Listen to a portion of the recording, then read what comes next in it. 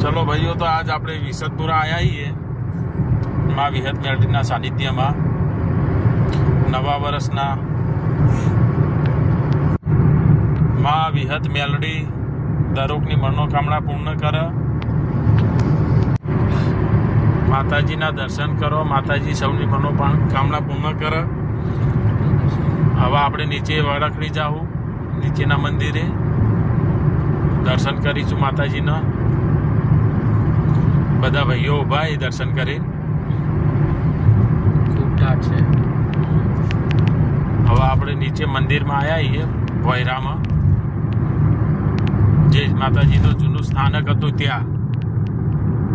માતાજીના દર્શન કરીએ, માતાજીનો ભોગ જોઈએ.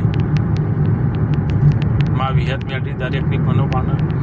વિહત ધામ વિસદપુરા, ગામનું નામ બી વિસદપુરા જ છે.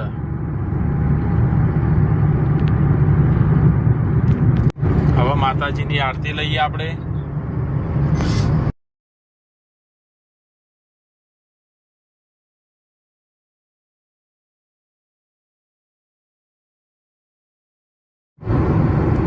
માતાજીની પૂનમની આરતી લીધી આપણે અત્યારે. ભક્તો ભક્તિમાં રંગાઈ ગયા એ બધા.